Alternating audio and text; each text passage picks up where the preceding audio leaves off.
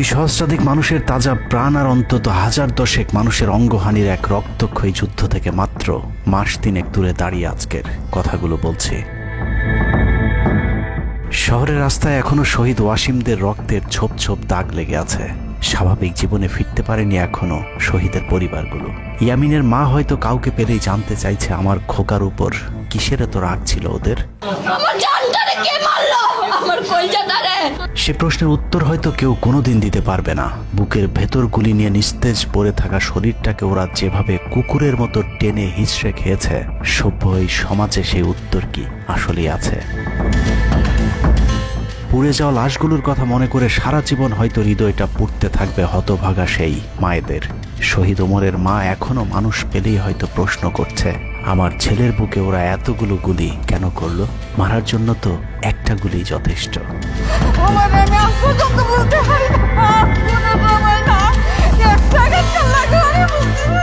তৃষ্ণা পেলে মুগ্ধের মায়ের হয়তো কানে বেজে উঠবে, পানি লাগবে, পানি।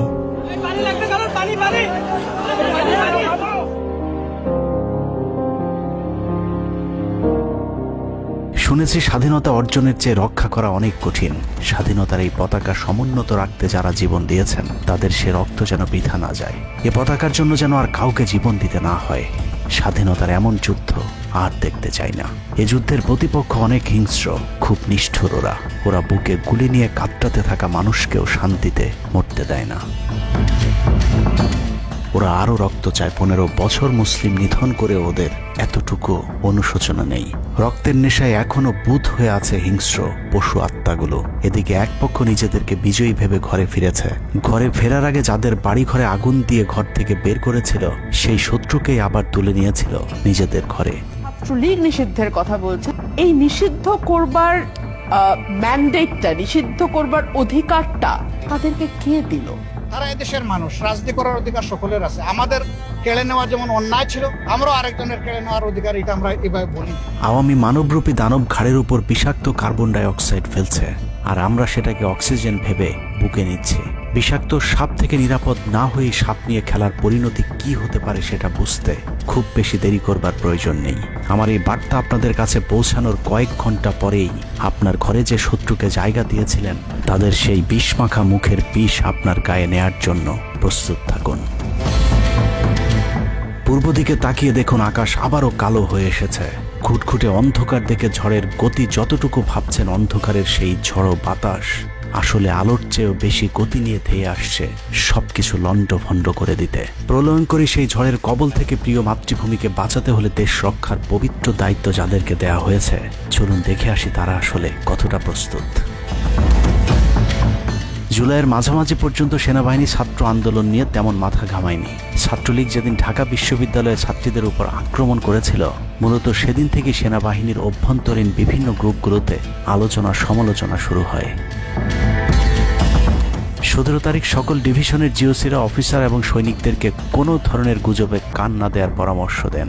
জিওসিদের পক্ষ থেকে সাফ জানিয়ে দেওয়া হয়, সরকার মিসক্রিয়েন্টদের বিরুদ্ধে যথাযথ ব্যবস্থা নিচ্ছে, এটা নিয়ে সেনাবাহিনীর মাথা ঘামানোর কিছু নেই।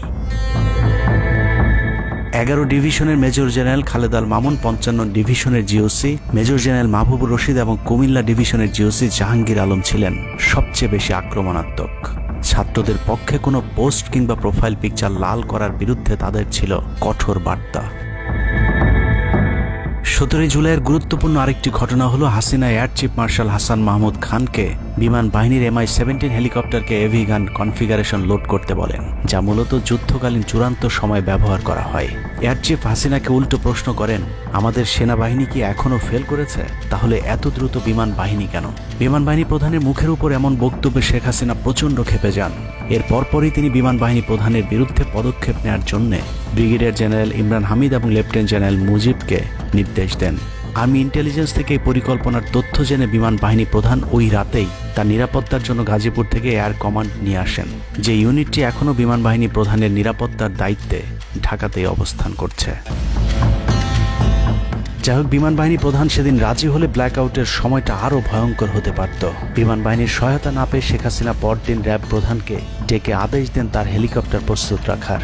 র্যাব প্রধান হাসিনার আদেশ অনুযায়ী ছাত্রদের বিরুদ্ধে অপারেশনে হেলিকপ্টার ব্যবহার করেন। হেলিকপ্টারের গুলিতে যতগুলো হতাহতের ঘটনা ঘটেছে সবগুলোই র্যাবের হেলিকপ্টার থেকে করা হয়েছিল। র্যাবের পাশাপাশি ঢাকার বাইরে দু একটি পাদে প্রায় সবকটি ডিভিশনের জিওসিরা দেশের বিরুদ্ধে অবস্থান নিয়েছিলেন। ঢাকার বাইরে থেকে বিশেষ করে ডিভিশন সাপোর্ট ব্যাটালিয়নকে অগ্রাধিকার ভিত্তিতে ঢাকায় নিয়ে আসা হয়, কারণ তাদের সাথে এপিসি সুবিধা ছিল। এপিসি গাড়িগুলো মূলত ছাত্রদের বিরুদ্ধে চূড়ান্ত পদক্ষেপ নেওয়ার জন্যই আনা হয়েছিল। রাষ্ট্রীয় গুরুত্বপূর্ণ এলাকা কেপিআই রক্ষায় 19 তারিখে সেনা নামানোর সিদ্ধান্ত নেওয়া হয়। নিয়ম অনুযায়ী সেনাবাহিনীর কেপিআই রক্ষার দায়িত্ব পালন করার কথা থাকলেও বিভিন্ন জায়গায় দেখা গেছে সেনাবাহিনীর ছত্রছায়ায় পুলিশ এবং আওয়ামী লীগ ছাত্রলীগের সন্ত্রাসীরা ছাত্রদের উপর হামলা চালিয়েছে। কোথাও সরাসরি সেনাবাহিনীকেও গুলি চালাতে দেখা গেছে। এর মধ্যে ঢাকার 46 পদাতিক ডিভিশনের ইনফ্যান্ট্রি ব্রিগেডের ইউনিটগুলো ঢাকার প্রাণ কেন্দ্রগুলোতে ছাত্রদের উপর সবচেয়ে বেশি দমন পীড়ন চালিয়েছে। অনুসন্ধানে 19 থেকে 23 জুলাই পর্যন্ত গণহত্যার সাথে জড়িত সেনাবাহিনীর কয়েকজন অফিসারের নাম উঠে এসেছে, যারা এখনো পর্যন্ত গুরুত্বপূর্ণ সব পদে বহাল আছেন, যা ডক্টর মোহাম্মদ ইউনূস সরকারের জন্য অত্যন্ত বিপজ্জনক। কতটা বিপজ্জনক সেটা বোঝার জন্য আন্দোলনের সময়টাতে ওই অফিসারদের ভূমিকা কী ছিল সেটা একটু দেখে আসি। আন্দোলনের সবচেয়ে বেশি রক্তক্ষেকো ছিলেন বিজিবির ডিজি মেজর জেনারেল আশরাফ। সূত্র জানিয়েছে, ভারতীয় নাগরিকদের বিজিবির পোশাক পরিয়ে মাঠে নামিয়েছিলেন বিজিবির এই মহাপরিচালক। সেনাবাহিনী শেখ হাসিনাকে পদত্যাগের পরামর্শ দেওয়ার পরেও শুধু বিজিবিকে নিয়ে হত্যাকাণ্ড চালিয়ে শেখ হাসিনাকে ক্ষমতায় রাখার গ্যারান্টি দিয়েছিলেন মেজর জেনারেল আশরাফ। 5 তারিখ হাসিনা পালিয়ে যাবার আগ মুহূর্তে তিনি স্বরাষ্ট্রমন্ত্রীকে ফোন করে বলেছিলেন, কয়েক হাজার মানুষ মারলেই পরিস্থিতি ঠান্ডা হয়ে যাবে, অতএব কোনো অবস্থাতেই যেন প্রধানমন্ত্রী পালিয়ে না যান। স্বরাষ্ট্রমন্ত্রীকে তিনি এমনটাই পরামর্শ দিয়েছিলেন। 5 তারিখ সকাল থেকে দুপুর পর্যন্ত ঢাকা শহরে সবচেয়ে বেশি তৎপরতা ছিল বিজেপির। ওই দিন সকাল থেকেই ঢাকার প্রবেশ পথগুলোতে চেকপোস্ট বসিয়ে তল্লাশি চালিয়েছিল মেজর জেনারেল আশরাফের বিজিবি। বিজিবির একটি সূত্র জানিয়েছে, বিজিবি মহাপরিচালক প্রতিদিন সিওদের কাছ থেকে হিসেব নিতেন কে কতজন ছাত্র হত্যা করেছে। বিজিবি মহাপরিচালকের নির্দেশনায় খুনের সেই প্রতিযোগিতায় সবচেয়ে ভালো পারফর্মার ছিল কর্নেল রিদওয়ান। সূত্রের মতে ছাত্র আন্দোলনে বিজিবি অন্তত 500 শিক্ষার্থীকে গুলি করে হত্যা করেছে। বিজিবি প্রধান এবং রিদওয়ানের মতো তার অনুগত অফিসারদের জেলে থাকার কথা, কিন্তু তারা এখনো গুরুত্বপূর্ণ সব দায়িত্ব পালন করে যাচ্ছে। আর মেজর জেনারেল আশরাফ এখন পর্যন্ত বিজিবি প্রধানের চেয়ারেই বসে আছেন। 46 ডিভিশনের brigade commander brigadier general Imran 24শে জুলাই রাতে তড়িঘড়ি করে বের হচ্ছিলেন। এ সময় পাশ থেকে আরেকজন অফিসার তাকে জিজ্ঞেস করেছিলেন কোথায় যাচ্ছেন। তিনি তখন বলেছিলেন শিকারে যাচ্ছি। শিকার শেষে পরদিন নিজেদের মধ্যে কতজনকে গুলি করে মেরেছেন তা নিয়ে হাসাহাসি করেছিলেন brigade commander brigadier general Imran. Brigadier Imran 5 তারিখ যারা কুয়ের পরিকল্পনা করেছিলেন তাদের মধ্যে অন্যতম। যদিও সেনা প্রধানের দূরদর্শিতায় তা সম্ভব হয়নি, কিন্তু অদৃশ্য কারণে তার বিরুদ্ধে এখনো পর্যন্ত কোনো ব্যবস্থা নেওয়া হয়নি। কুমিল্লার জিওসি মেজর জেনারেল জাহাঙ্গীর আলমের পাঠানো কুমিল্লার 15 বিট সাপোর্ট ব্যাটালিয়নকে বাড্ডায় ছাত্রদের দমনে নামানো হয়েছিল। আপনাদের মনে থাকবার কথা, 4 তারিখ দুপুরে কুমিল্লার একটি ভিডিও সোশ্যাল মিডিয়াতে ছড়িয়ে পড়েছিল, যেখানে দেখা গিয়েছে সেনাবাহিনীর একটি এপিসি থেকে পুলিশের দিকে লক্ষ্য করে ফায়ার করা হচ্ছে। অনেকের মাঝে একটি ভুল ধারণা রয়েছে যে কুমিল্লা ক্যান্টনমেন্টের সেনাবাহিনী হয়তো ছাত্র জনতার পাশে দাঁড়িয়েছিল। মূল ঘটনা হলো 4 তারিখ দুপুর 11টার দিকে সোশ্যাল মিডিয়াতে ছড়িয়ে পড়া ওই ভিডিওটি একজন জুনিয়র অফিসারের ব্ল্যাঙ্ক ফায়ার। ওই সময় ছাত্রদেরকে দেখা যায় এপিসির পাশে উল্লাস করতে। ঘটনার পরপর কুমিল্লার কুখ্যাত সন্ত্রাসী এমপি বাহার শেখ হাসিনার মিলিটারি সেক্রেটারিকে বিষয়টি ফোন করে জানালে উক্ত এপিসি ইউনিটটিকে ক্যান্টনমেন্টে ব্যাক করান জিওসি জাহাঙ্গীর আলম। ওই ঘটনাটিকে তিনি পরবর্তীতে নিজের ক্রেডিট হিসাবে মানুষের সামনে তুলে ধরে নিজেকে আওয়ামী বিরোধী হিসেবে চালিয়ে দেওয়ার চেষ্টা করেছেন, যার ফলশ্রুতিতে তিনি ডিজিএফআই প্রধানের মতো গুরুত্বপূর্ণ একটি পদ বাগিয়ে নেন। অথচ 4 তারিখ ওই ঘটনা বাদে কুমিল্লায় সবখানে সেনাবাহিনীর পাহারায় ছাত্র জনতাকে হত্যা করেছে আওয়ামী সন্ত্রাসীরা। 5 তারিখ সেনাবাহিনীর তৎকালীন chief of general staff lieutenant general Shahinul Haque খুনিদের অন্যতম একজন। কট্টর ভারতপন্থী এই দালাল আন্দোলনের শুরু থেকে শেষ পর্যন্ত হাসিনাকে টিকিয়ে রাখার যুদ্ধ চালিয়ে গিয়েছে। হাসিনা চলে যাবার পরও সেনাবাহিনীতে কু করার চেষ্টা করেছেন শাহিনুল হক। অথচ সেনাপ্রধান মধুর শাস্তি হিসেবে তাকে সিজিএস থেকে সরিয়ে এনডিসির কমান্ডেন্টের মতো গুরুত্বপূর্ণ পদে বসিয়েছেন। এছাড়া সম্প্রতি আওয়ামী ঘেঁষায় এই কর্মকর্তাকে 15 বছর ধরে যেসব সেনাবাহিনীর কর্মকর্তারা প্রমোশন বঞ্চিত ছিলেন তাদের প্রমোশনের লক্ষ্যে গঠিত কমিটির প্রধান করা হয়েছে তাকে, যে কারণে বঞ্চিত অফিসারেরা শঙ্কায় আছেন ন্যায্য অধিকার ফিরে পাবার। নবম ডিভিশনকে মনে করা হয় ঢাকার সেফগার্ড। এই পদে প্রধানমন্ত্রীর সবচেয়ে বিশ্বস্ত অফিসারকে বসানো হয় সব সময়। নবম ডিভিশনের জিওসি মেজর জেনারেল মঈন খানও ছিলেন হাসিনার গুম খুনের অন্যতম দোসর, অথচ তাকে এখনো পর্যন্ত স্বপদে বহাল রাখা হয়েছে, যা অত্যন্ত ঝুঁকিপূর্ণ। 5 তারিখের আগে আশুলিয়াতে ছাত্র হত্যা থেকে শুরু করে 5 তারিখের পরে গার্মেন্টসের সব অস্থিরতার জন্য নবম ডিভিশনের এই জিওসি সরাসরি যুক্ত।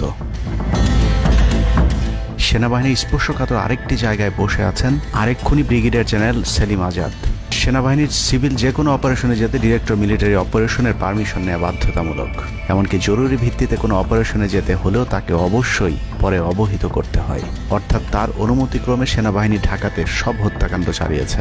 শুধু তাই নয়, তিনি খবর রাখতেন যারা অপারেশনে ছাত্রদের উপর গুলি চালাতো না তাদেরকে নাজিমুদ্দৌলা অকথ্য ভাষায় গালাগাল করত। নাজিমুদ্দৌলা সাবেক কুখ্যাত ডিজিএফআই ডিজি মেজর জেনারেল আকবর হোসেনের এপিএস ছিলেন, অথচ তাকে এখনো পর্যন্ত তার সেই গুরুত্বপূর্ণ পদ থেকে সরানো হয়নি। ব্রিগেডিয়ার জেনারেল আকসার ইন্টারন্যাশনাল অ্যাফেয়ার্স ব্যুরো আইএবির ডিরেক্টরের দায়িত্বে আছেন। বহুল আলোচিত আয়নাঘরের পুরো নিয়ন্ত্রণ ছিল সেনাবাহিনীর এই কর্মকর্তার হাতে। তার হাতেই রাজনৈতিক দল এবং নেতাদের ভাগ্য নির্ধারিত হয়। আওয়ামী লীগ সরকারের সময়কার গুরুত্বপূর্ণ সেই দায়িত্ব পালন করা ব্যক্তি এখনো পর্যন্ত তার সেই পুরাতন দায়িত্বই পালন করে যাচ্ছেন।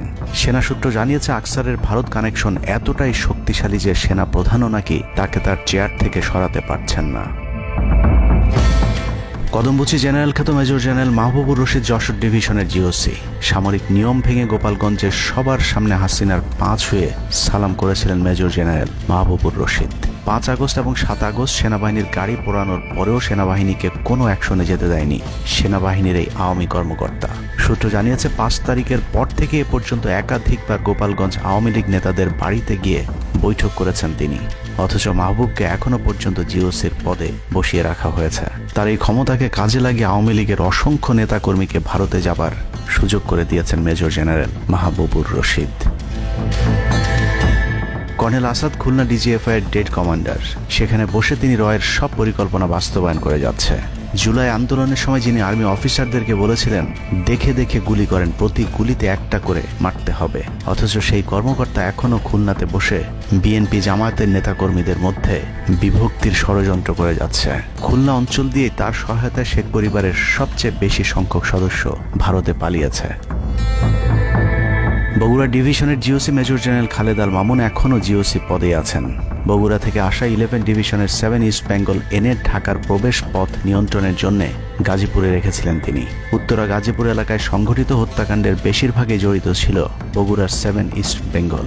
রহস্যজনক কারণে 7 ইস্ট বেঙ্গলকে এখনো পর্যন্ত বগুড়ায় ফেরত না পাঠিয়ে ঢাকাতেই রাখা হয়েছে। মেজর জেনারেল ফেরদৌস হাসান সেলিম, যার মা ছিলেন হাসিনার অত্যন্ত ঘনিষ্ঠ বান্ধবী। ফেরদৌস সেলিম শেখ হাসিনাকে ফুপু বলে ডাকতেন। 27তম বিএমএ লং কোর্সের এই অফিসারের পাসিং আউটে শেখ হাসিনা নিজে উপস্থিত ছিলেন, যদিও হাসিনা তখন বিরোধী দলীয় নেত্রী ছিলেন। ডিজিএফের পদে থাকাকালীন হাসিনার টাকা পাচার এবং থাইল্যান্ডের বিভিন্ন ব্যবসা দেখাশোনার দায়িত্ব ছিল তার। 5 তারিখের সময়টাতে গুরুত্বপূর্ণ কোনো পদে না থাকায় নিজেকে এখন আওয়ামী বিরোধী দাবি করছেন ফেরদৌস হাসান সেলিম।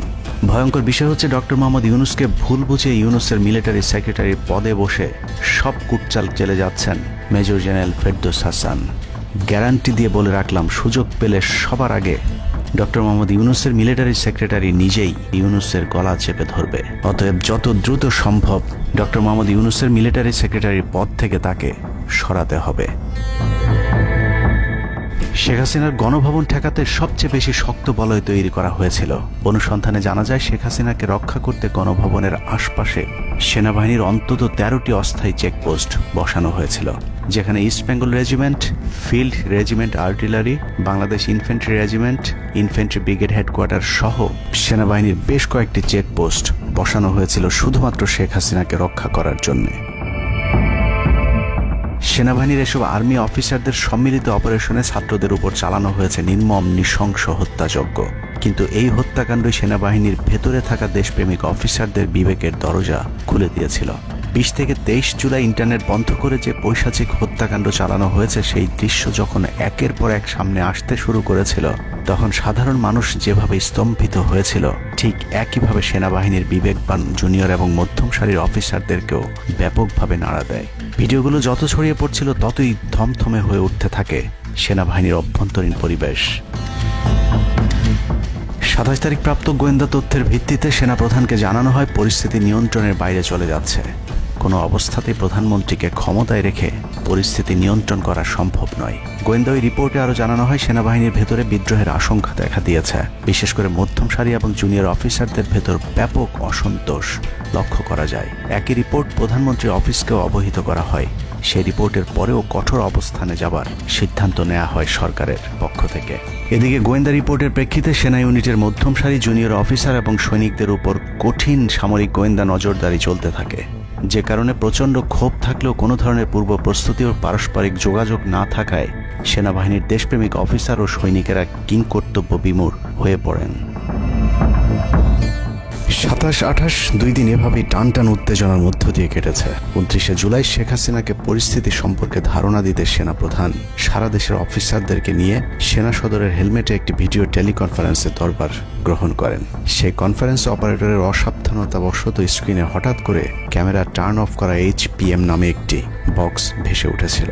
এরপরে উপস্থিত অফিসারেরা হাসিনার উপস্থিতির বিষয়টি বুঝে ফেলেন। অনেকের ধারণা শেখ হাসিনা উপস্থিত আছেন এটা বোঝাতেই HPM বক্সটি সবাইকে দেখানো হয়েছিল, যেন কেউ কোনো ধরনের অভিযোগ করতে না পারেন। কিন্তু সবাইকে অবাক করে বেশ কয়েকজন অফিসার তাদের ক্ষোভের কথা জানান। এর মাঝে রাজশাহী CMH এর একজন মেজর র্যাঙ্কের নারী চিকিৎসক 19 থেকে 23 তারিখ পর্যন্ত চলা ছাত্র হত্যার বিভীষিকাময় বর্ণনা তুলে ধরে আবেগী এক বক্তব্য দেন। সূত্র জানিয়েছে এ সময় সেনাবাহিনীর কয়েকজনকে কাঁদতে দেখা গেছে। একদিকে সেনাবাহিনীর উচ্চপদস্থ অফিসারদের মারমুখী অবস্থান, অন্যদিকে বেশিরভাগ জুনিয়রদের নিষ্ক্রিয়তার মধ্য দিয়ে সেনাবাহিনীতে স্পষ্ট দুটি ভাগ লক্ষ্য করা যায়। এরই মধ্যে সেনাবাহিনীর কাছে প্রাপ্ত গোয়েন্দা তথ্য অনুযায়ী যে কোনো সময় সেনাবাহিনীতে বিদ্রোহ দেখা দিতে পারে। বিশেষ করে লেফটেন্যান্ট কর্নেল থেকে নিচের অফিসারদের ভেতর ব্যাপক ক্ষোভের বিষয়টি গোয়েন্দা প্রতিবেদনে জানানো হয়। সেই প্রেক্ষিতে 3 তারিখ শর্ট নোটিসে আরেকটি টেলিকনফারেন্স কল করা হয়। মূলত ওই রিপোর্টের প্রেক্ষিতে হাসিনার বিশ্বস্ত ওয়াকার হাসিনা থেকে মুখ ফিরিয়ে নেন, কারণ হাসিনাকে বাঁচাতে গিয়ে তিনি নিজের জীবন বিপদে ফেলতে চাননি। 3 তারিখ কনফারেন্সের শুরুতেই সবাইকে ঠান্ডা রাখতে একটি মোনাজাত করা হয়েছিল। যে মোনাজাতে গুরুত্বপূর্ণ একটি দোয়া ছিল রাব্বানা লা তাজআলনা মাআল কওমিজ জালিমিন, অর্থাৎ হে আল্লাহ আমাদেরকে জালিম সম্প্রদায়ের অন্তর্ভুক্ত করবেন না। এ সময় পুরো দরবার রুমে পিন পতন নীরবতা লক্ষ্য করা গেছে। মূলত ওই মোনাজাতের মধ্য দিয়ে ফয়সালা হয়ে যায় সেনাবাহিনী কাদের পক্ষে দাঁড়াবে। সেনা সূত্র থেকে পাঠানো এসব তথ্যে উঠে এসেছে সেনাবাহিনী কোন কোন এলাকায় ছাত্র জনতার উপর গুলি চালিয়েছিল এবং কতটা পরিকল্পিতভাবে মানুষ হত্যার ছক কষা হয়েছিল। 4 তারিখও সেনাবাহিনীর ভূমিকা ছিল অত্যন্ত অস্পষ্ট। কিছু জায়গায় সেনাবাহিনী ছাত্রদের পক্ষে, আবার কিছু জায়গায় ছাত্রদের উপর গুলিও চালিয়েছে। 4 আগস্ট সবার প্রথম 24 ডিভিশন চট্টগ্রামের GOC lieutenant general Mainur Rahman তার বাহিনীকে ছাত্রদের পাশে দাঁড়ানোর নির্দেশ দেন। 5 তারিখ সকাল পর্যন্ত আর্মির ভূমিকা ছিল অত্যন্ত সন্দেহজনক। সকাল 10টা পর্যন্ত আর্মি কড়াকড়িভাবেই দায়িত্ব নিয়েছিলেন। বিশেষ করে গণভবনের আশপাশে 12টা পর্যন্ত ছাত্রদেরকে ভয় দেখাতে কয়েক রাউন্ড লাইভ অ্যামুনেশন ফায়ার করা হয়। 4 তারিখ 3 বাহিনী প্রধান, পুলিশ প্রধান এবং DGDGF-এর সারা রাত নির্ঘুম কেটেছে। 3 থেকে 5 তারিখ পর্যন্ত গুরুত্বপূর্ণ কিছু ঘটনা ঘটেছে, সেটা তুলে ধরবার আগে শেখ হাসিনার পালিয়ে যাওয়ার বর্ণনা দিয়ে আসা যাক। 5 তারিখ সকাল ঠিক 9টায় প্রধানমন্ত্রীর অফিসে গিয়ে শেখ হাসিনাকে পদত্যাগ করতে বলেন সেনাপ্রধান। শেখ হাসিনার কথা শোনার সাথে সাথে সেনাপ্রধানকে দৌড়ে মারতে আসেন। এ সময় 3 বাহিনী প্রধানকে অকথ্য ভাষায় গালাগাল করেন শেখ হাসিনা। জেনারেল ওয়াকারকে হাসিনা বলেন, তুই পুলিশকে দেখে শিখতে পারিস নাই। এ সময় বিমান বাহিনী প্রধান সজীব ওয়াজেদ জয়কে ফোন করে তার মাকে বোঝানোর জন্য অনুরোধ করেন। সজীব ওয়াজেদ জয় এটি জানার পর উল্টো আর্মি চিফকে তুই তুকারি করে হুমকি দিতে থাকেন, তোর কোন বাবা তোকে চিফ বানাইছে, তোর বউ ছেলে মেয়ে কে কোথায় আছে সবকিছু দেখে নেওয়া হবে। রাগান্বিত হয়ে এরপরই সজীব ওয়াজেদ জয় লাইভে গিয়ে আবল তাবল বকতে থাকেন। ঠিক আছে, শেখ হাসিনার পর আপনাদের কি হবে সেটা আমারও চিন্তার বিষয় না, আমার পরিবারের আর চিন্তার বিষয় না, আপনারা বুঝবেন। এরই মধ্যে 9:30 বেজে যায়। শেখ হাসিনাকে কোনোভাবে রাজি করাতে না পেরে সেনাপ্রধান হাসিনাকে 2টি বিকল্প দেন, পদত্যাগ অথবা গ্রেফতার। ওদিকে মিরপুরে বসানো সেনাবাহিনীর চেকপোস্টগুলো খুলে দেওয়া হলে বিনা বাধায় গণজোয়ার ঢুকে পড়তে থাকে। মবটি যখন গণভবন থেকে মাত্র 20 মিনিটের দূরত্বে চলে আসে, এ সময় সেনাবাহিনী এক প্রকার জোর করে শেখ হাসিনাকে পদত্যাগপত্রে সই করান। এ সময় এসএসএফের দু একজন এগিয়ে আসতে চাইলেও সেনাপ্রধান হাত ইশারা করলে তারা জায়গায় দাঁড়িয়ে থাকেন। পদত্যাগের পর শেখ হাসিনা জাতির উদ্দেশ্যে ভাষণ দেওয়ার অনুরোধ করলে সেনাপ্রধান হাসিনাকে বলেন, জীবন বাঁচাতে চাইলে দ্রুত গাড়িতে গিয়ে উঠুন, জনগণ গণভবনে ঢুকে পড়ছে। সেনাবাহিনীর মতে শেখ হাসিনা সেদিন মাত্র 5 মিনিটের জন্য বেঁচে গিয়েছেন, তা না হলে জনগণ তাকে ধরে ফেলত। হাসিনাকে গণভবন থেকে উদ্ধার করে বিমানে ভারত পাঠিয়ে দেওয়ার জন্য মোট 3টি রুট প্ল্যান করা হয়েছিল। প্ল্যান এ, গণভবন থেকে গাড়ি বহরে বিমান বাহিনীর ব্লু স্কাই স্কুলের গেট দিয়ে তেজগাঁও বিমানবন্দরে ঢুকে ঢাকা সেনানিবাসে প্রবেশ এবং তারপর বিএএফ বেস দিয়ে বিমান বাহিনীর রানওয়েতে প্রবেশ। সেখান থেকে বিমান বাহিনীর C-130 যে বিমানে ভারতে উড্ডয়ন। দুর্ভাগ্যজনকভাবে ততক্ষণে বিপ্লবী জনতা শেওড়াপাড়া রাস্তা দিয়ে বিমান বাহিনীর ব্লু স্কাই স্কুলের গেট ক্রস করে আগারগাঁও চৌরাস্তা পর্যন্ত চলে এসেছিল। ওদিক দিয়ে ক্যান্টনমেন্টের জাহাঙ্গীর গেটও ছাত্র জনতার দখলে, তাই গণভবন থেকে গাড়িতে করে ঢাকা সেনানিবাসে ঢোকার সব পথ বন্ধ হয়ে গিয়েছিল, যে কারণে প্ল্যান বি অবলম্বন করতে হয়েছিল হাসিনাকে উদ্ধারকারীদের। প্ল্যান বি অনুযায়ী গণভবন থেকে বিমান ঘাঁটিতে যাওয়ার তখন একটাই পথ বাকি ছিল, তা হলো হেলিকপ্টারে যাওয়া। বিমান বাহিনীর MI-17 হেলিকপ্টার চন্দ্রিমা উদ্যানের পাশে বাণিজ্য মেলার মাঠে এসে অবতরণ করে। খুনি হাসিনা চন্দ্রিমা উদ্যানের পাশের রাস্তা দিয়ে বাণিজ্য মেলা মাঠে প্রবেশ করে এবং সেখান থেকেই হেলিকপ্টারে করে বিমান বাহিনী ঘাঁটিতে নিয়ে যাওয়া হয় তাকে। সেখানে গিয়ে তারেক সিদ্দিকী এবং সালমান এফ রহমানের জন্য কিছুক্ষণ অপেক্ষা করে শেখ হাসিনা। তবে শেষ পর্যন্ত সালমান এফ রহমানের পৌঁছাতে দেরি হওয়ায় শেখ হাসিনাকে নিয়ে কোনো গন্তব্য ছাড়াই 10:45 মিনিটে উড়াল দেয় বিমান বাহিনীর C-130 জুলিয়েট বিমানটি।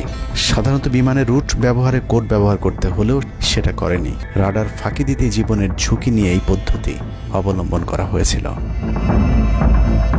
ফুল ফুয়েল লোড করা হয়, ভারতে যদি জায়গা না হয় তাহলে যেন মধ্যপ্রাচ্যের কোনো দেশ পর্যন্ত চলে যাওয়া যায়। মোট 9 জন পাইলটকে নিয়ে বিমানে ওঠানোর পর কোনো ধরনের নির্দেশনা বা ম্যাপ প্ল্যানিং ছাড়াই পাইলটদেরকে বলা হয় টেক অফ করতে।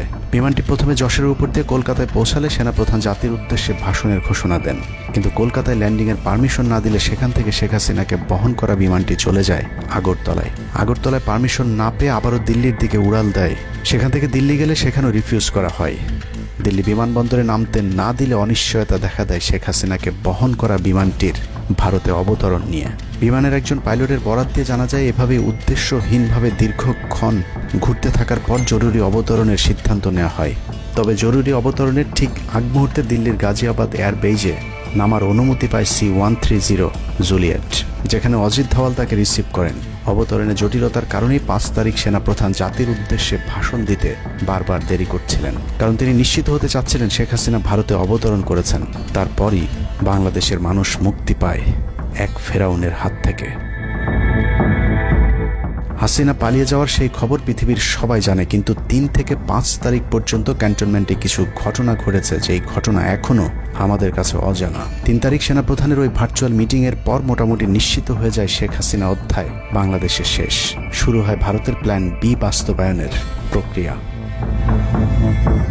3 তারিখ রাতে আসিফ নজরুলের সাথে ডিজিএফআই কার্যালয়ের পাশের একটি ভবনে আসিফ নজরুলের ঘনিষ্ঠ বন্ধু major general Hamid, lieutenant general Mujib এবং মেজর জেনারেল ফেরদৌস সেলিমের একটি গোপন বৈঠক হয়, যেখানে ভারতীয় গোয়েন্দা সংস্থার 16 জন কর্মকর্তা উপস্থিত ছিলেন। মূলত 5 তারিখ শেখ হাসিনা পদত্যাগ করার পর করণীয় নির্ধারণ করতেই ওই বৈঠক অনুষ্ঠিত হয়। দীর্ঘ বৈঠক শেষে মোট 3টি বিকল্প নির্ধারণ করা হয়। প্রথমটি জরুরি অবস্থা জারি করে সেনাবাহিনীর হাতে ক্ষমতা দেয়া, দ্বিতীয়টি আসিফ নজরুলকে প্রধান উপদেষ্টা করে একটি অন্তর্বর্তীকালীন সরকার গঠন। অন্তর্বর্তীকালীন সরকারের ভেতরে যেন ভারতীয় বলয়ের লোকজন বেশি সংখ্যায় রাখা যায় সেটা নিশ্চিত করার ব্যাপারেও আলোচনা হয় বৈঠকে, এবং সেটা নিশ্চিত করতে আসিফ নজরুলের পেছনে সেনাবাহিনীর ওই অংশটির সর্বোচ্চ সাপোর্ট থাকারও নিশ্চয়তা দেওয়া হয়। মূলত আসিফ নজরুলকে সামনে রেখে সেনাবাহিনীর মাধ্যমেই দেশ চালানোর পরিকল্পনা করা হয়েছিল 3 তারিখের ওই গোপন বৈঠকে। 4 তারিখ 3 বাহিনী প্রধানের মধ্যে দফায় দফায় বৈঠক চলেছে। সেই বৈঠক থেকে সিদ্ধান্ত হয় 5 তারিখ সকাল 9টার মধ্যে শেখ হাসিনাকে চূড়ান্তভাবে পদত্যাগের বিষয়টি জানিয়ে দেওয়া হবে। এর পরপরই আসিফ নজরুলকে আবারও ক্যান্টনমেন্টে ডেকে আনা হয় এবং শেখ হাসিনার পদত্যাগের পর আওয়ামী নেতা কর্মীদেরকে যতটা সম্ভব নিরাপত্তা দেয়া, বেসরকারি বিভিন্ন প্রতিষ্ঠানগুলোতে যতটা সম্ভব আগের কর্মকর্তাদেরকে রেখে দেয়া এবং বিটিআর হত্যাকাণ্ড নিয়ে কোনো ধরনের পদক্ষেপ না নেওয়ার সহ বেশ কিছু করণীয় ঠিক করে দেওয়া হয়। দীর্ঘ সেই আলোচনার কারণে 4 তারিখ সারা রাত ক্যান্টনমেন্টে অবস্থান করেছেন আসিফ নজরুল। তাৎক্ষণিক আসিফ নজরুলের কাঁধে 2টি দায়িত্ব দেওয়া হয়: আর্মির প্রতি সকলের আস্থা তৈরি করা এবং হাসিনার পদত্যাগের পরপর ছাত্রদেরকে সেনাবাহিনীর নিয়ন্ত্রণে নিয়ে আসা। কথা মতো আসিফ নজরুল 4 তারিখ রাত এবং 5 তারিখ খুব সকালে ক্যান্টনমেন্টে বসে ফেসবুকে তিনি 2টি পোস্ট করেন। পোস্টের প্রথমটি 4 তারিখ রাতে সেনাবাহিনীকে প্যাট্রিয়ট সম্বোধন করে করা হয়, যেন সেনাবাহিনীর প্রতি ছাত্র জনতার আস্থা বেড়ে যায়, এবং পরেরটি সংখ্যালঘুদের বাড়ি ঘরে হামলা না চালানোর অনুরোধ করে পোস্ট করা হয়। দুপুর 12টার আগে আসিফ নজরুলের করা হিন্দুদেরকে নিয়ে ওই পোস্টে প্রমাণ করে আসিফ নজরুল আগে থেকে জানতেন কিছুক্ষণ পর আসলে কি ঘটতে যাচ্ছে। আমরা এখন আর্মি চিফের সাথে একটা আলোচনা আছি। আমি যতটুকু ওনার সাথে কথা বলেছি আমার কাছে মনে হয়েছে, আশা করছি আপনাদের জন্য অনেক বড় সুসংবাদ আসছে। বিজয়ের খবর আগেই জেনে যাওয়াটা সমস্যা না, কিন্তু সমস্যা হলো আসিফ নজরুল সবাইকে আন্দোলনের কেন্দ্রবিন্দু ঢাকা বিশ্ববিদ্যালয়ে যেতে না বলে ক্যান্টনমেন্টের সুখবরের অপেক্ষায় থাকতে বলেন। মূলত আসিফ নজরুলের ওই ফাঁদে পা দিয়ে ছাত্র জনতার জুলাই আগস্ট বিপ্লবের বিজয় হাতছাড়া হয়ে গিয়েছিল। ছাত্র নেতাদের সরলতাকে কাজে লাগিয়ে আসিফ নজরুল নাহিদ আসিফদেরকে সেনাপ্রধানের কাছে আসতে বলেন। নাহিদ, আসিফ, মাহফুজরা সেনাপ্রধানের কাছে যাবার আগে আসিফ নজরুলের প্রধান উপদেষ্টা হবার বিষয়টি চূড়ান্ত হয়ে যায়। সমন্বয়কেরা পৌঁছানোর পর সেনাপ্রধান তাদেরকে জানায় আসিফ নজরুল হচ্ছেন প্রধান উপদেষ্টা, কিন্তু ছাত্ররা ডক্টর মোহাম্মদ ইউনুসকে প্রধান উপদেষ্টা বানানোর দাবি করলে আসিফ নজরুল তাদেরকে জানায় ডক্টর ইউনুস প্রধান উপদেষ্টা হতে রাজি না। কিন্তু ছাত্র নেতাদের সাথে ইউনুসের আগে থেকে যোগাযোগ ছিল, যে কারণেই সেনাপ্রধানকে ছাত্ররা জানায় আমরা ডক্টর ইউনুসের সাথে একান্তে কথা বলতে চাই। ছাত্ররা ডক্টর ইউনুসকে ফোন করলে তিনি জানান প্রধান উপদেষ্টা হতে চান না সেনাবাহিনী কিংবা আসিফ নজরুলের কাছে তার এরকম কোনো বার্তা তিনি দেননি। এরপর ছাত্র নেতাদের দাবির মুখে ইউনুসকে প্রধান উপদেষ্টা বানাতে বাধ্য হয় সেনাবাহিনী। ডক্টর মোহাম্মদ ইউনুসকে প্রধান উপদেষ্টা করা হলেও ক্ষমতার কেন্দ্রে থেকে যায় ভারত নিয়ন্ত্রিত ক্যান্টনমেন্টের মদতপুষ্ট আসিফ নজরুল, যাকে তারা সুনিপুণভাবে গেল এক যুগে তিলে তিলে তৈরি করেছেন। আসিফ নজরুল তার মন্ত্রণালয়ের বাইরেও সবখানে নিয়োগ থেকে বদলি বরখাস্তের একক ক্ষমতা ভোগ করতে থাকে। একদিকে সেনাবাহিনীর ছত্রছায়া আসিফ নজরুলের হাত ধরে ভারতীয় এজেন্টদেরকে গুরুত্বপূর্ণ সব পদে বসানো হচ্ছিল, অন্যদিকে চলছিল পুরো দেশ দখলের ভয়ঙ্কর ষড়যন্ত্র। কিন্তু ছাত্রদের চাপের মুখে আসিফ নজরুলের পরিবর্তে ডক্টর মোহাম্মদ ইউনুসের প্রধান উপদেষ্টা হবার বিষয়টি কোনোভাবেই মেনে নিতে পারেনি সেনাবাহিনীর ভারতপন্থী অংশটি, যে কারণে 5 তারিখ রাতেই একটি ব্যর্থ সেনা কুয়ের ষড়যন্ত্র করা হয়েছিল। 5 তারিখের পরপরই ইউনুসের একের পর এক ভারতীয় আগ্রাসন বিরোধী বক্তব্যে আতঙ্কিত হয়ে ওঠে ভারতীয় বলয়, যে কারণে 8 তারিখ শপথ নেয়ার আগেই ডক্টর মোহাম্মদ ইউনুসকে হত্যা করে সেনা কুয়ের আরেকটি চেষ্টা চালায় সেনাবাহিনীর ওই অংশটি। 8 তারিখ ডক্টর ইউনুসের নেতৃত্বে নতুন সরকার শপথের ঠিক আগ মুহূর্তে একটি সেনা কুয়ের চেষ্টা করা হয়। কুয়ের নেতৃত্ব দেন লেফটেন্যান্ট জেনারেল মুজিব এবং মেজর জেনারেল হামিদুল হক।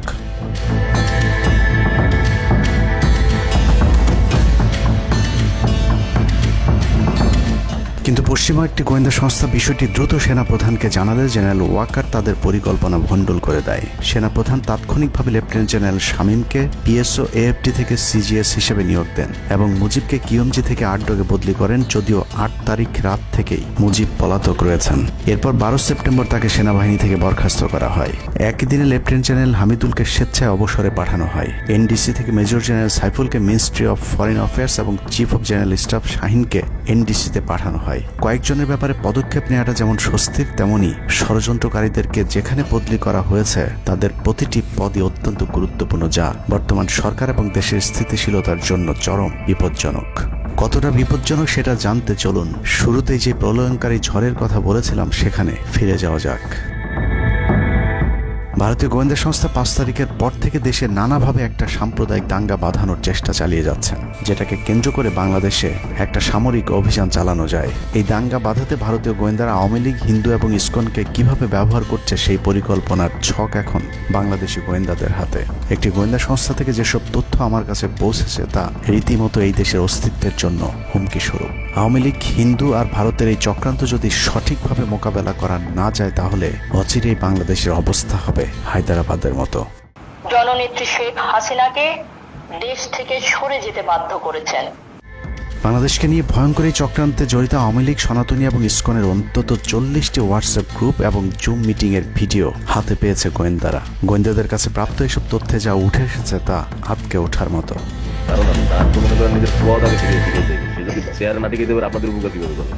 সেনাপ্রধান জামাত হলে এতদিন আওয়ামী লীগ বাইকে ফেলা দিত, ঠিক আছে? এটা তো আমাদেরও আওয়ামী লীগেরও একটা গেম হতে পারে, বলা যায় জামাত শিবিরের উপরে সব চাপা দিতে পারে, এটাও হতে পারে। এসব গ্রুপগুলোতে রীতিমতো বাংলাদেশের বিরুদ্ধে যুদ্ধের প্রস্তুতি চলছে। গ্রুপে তাদের সাথে সাবেক আওয়ামী লীগ সরকারের শীর্ষস্থানীয় নেতা থেকে বর্তমান সেনাবাহিনীতে চাকরিরত জেনারেল পর্যন্ত মাঝে মধ্যেই নাকি যোগ দিচ্ছেন। নানক ভাই থেকে শুরু করে আমাদের সুজিত দা, তারপর আরো অনেক টপ লেভেলের যারা মন্ত্রী, মিনিস্টার, প্রতিমন্ত্রী, তারপরে ইভেন কামাল ভাই। তো এখন বিষয়টা হচ্ছে যে ইভেন রাষ্ট্রপতি যে একেবারেই মানে কি বলে, তার যে একেবারে মানে রাইট হ্যান্ড সচিব, উনিও আমাদের সাথে 2 দিন জয়েন করছেন। তো এখন ওনারা আসলে ভালো হইতো, যারা যারা আসেন আসলে ভালো হইতো। অনেক আমাদের এখানে প্রায় 12 থেকে 13 জন আপনার এমপি এসে কথা বলেছেন, যেটা আপনারা জানেন না, ঠিক আছে? বাংলাদেশে একেবারে টপ লেভেল সামরিক বাহিনীর 4 থেকে 5 জন জেনারেল লেভেলের লোকজন ওনারা এসে এখানে বসে থেকে আমাদের লাইভ শুনে গেছেন। আমাদের প্রধানমন্ত্রী উনি নিজে এসে বসে থেকে গেছেন। গ্রুপের সবচেয়ে ভয়ঙ্কর তথ্য পাওয়া গেছে ভুয়া মুক্তিযোদ্ধা জেডাই খান পান্নার মেসেজ থেকে। আওয়ামী এই আইনজীবী শহীদ সাইফুল ইসলাম আলিফের হত্যাকাণ্ড নিয়ে চাঞ্চল্যকর তথ্য দিয়েছে জেডাই খান পান্না। একটি চ্যাটিংয়ে তিনি লিখেছেন, দাড়িওয়ালা উকিল বেশি হয়ে গিয়েছে, আরো 2-1টারে খেয়ে দাও, আদালতে আমরা আছি, এখন অল্প কদিন জেলে থাকলেও 30 তারিখের পরে পুরস্কার পাবা। আরেকটি মেসেজে তিনি লিখেছেন, সুযোগ হাতছাড়া হয়েছে তোমাদের কারণে, কালকে সব হয়ে যেত, পরিকল্পনা ছিল কুপিয়ে মারার পর হিন্দুদের বাড়িতে হামলা হলে ভারত থেকে ট্রুপ চলে আসবে, ওরা যেহেতু হামলা করেনি তোমাদেরই উচিত ছিল নিজেরা নিজেদের বাড়ি ঘরে আগুন দেওয়া, পেছনের ঘটনা বাদ দিয়ে 30 তারিখের পরিকল্পনায় মনোযোগী হও সবাই। শহীদ আলিফ হত্যাকাণ্ড নিয়ে আরেকজন লিখেছেন, কালকে আদালতে একটা লাশ পড়বে, হিন্দু ভাইদের পাশে আমাদের সবাইকে থাকতে হবে, ব্রিগেড মেজরের কমান্ড মেনে চলতে হবে। 30 তারিখের কর্মসূচি নিয়ে গ্রুপটিতে সশস্ত্র যুদ্ধের মাধ্যমে দেশ দখলের ভয়ঙ্কর সব আলোচনা করার ভিডিও হাতে এসেছে আমাদের।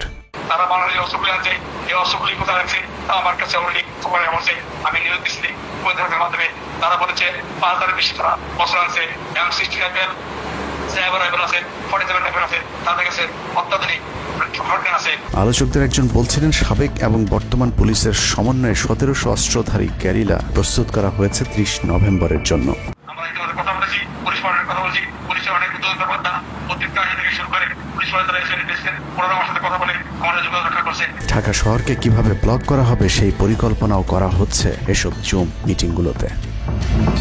আমাদের কাজ হলো আব্দুল্লাহপুর, আব্দুল্লাহপুর, আশুলিয়া, টঙ্গীর আছে, আমরা উত্তরা, ওইটা একটা ব্লক দিবেন, তাহলে আমরা খুব সহজেই আমাদের কাজ সফলতা পাবো। সশস্ত্র যুদ্ধের জন্য পুরো দেশকে মোট 10টি বিভাগে বিভক্ত করা হয়েছে, যেখানে একজন করে ব্রিগেড মেজর নিয়োগ দেওয়া হয়েছে, যাদের সবাই দেশেই অবস্থান করছেন। এর মধ্যে গ্রুপে প্রাপ্ত জেডাই খান পান্নার নম্বরটিতে মেসেজ পাঠানো হলে মুহূর্তেই সাড়া দেন তিনি। কল করতেই গড় গড় করে সবকিছু স্বীকার করেন। জেডাই খান পান্না, জি আমি তাই। 30 তারিখ 50 থেকে 80% পুলিশ, আনসার, এমনকি সচিবালয়ের আমলারাও তাদের পক্ষে মাঠে নামবে বলে স্বীকার করেন গেরিলা আক্রমণের পরিকল্পনাকারী জেডাই খান পান্না। আপনারা কি কোনো গেরিলা ইনভেশন হামলা করা যাবে? ঢাকার স্টুডেন্টরা যদি এখনো সাপোর্টার্স অর্গানাইজ হইতে নামে, এই অ্যাডমিনিস্ট্রেশনের 50% না 80% লোক নেমে আসবে, পার্টিকুলারলি পুলিশ, আনসার এবং সেক্রেটারিয়েট থেকে। পালিয়ে যাবার আগে এই ভিডিও প্রচারের সাথে সাথে রাষ্ট্রদ্রোহিতার অভিযোগে তাকে গ্রেফতার করতে হবে, তাহলে চক্রান্তকারীদের আরও পরিকল্পনার তথ্য পাওয়া যেতে পারে।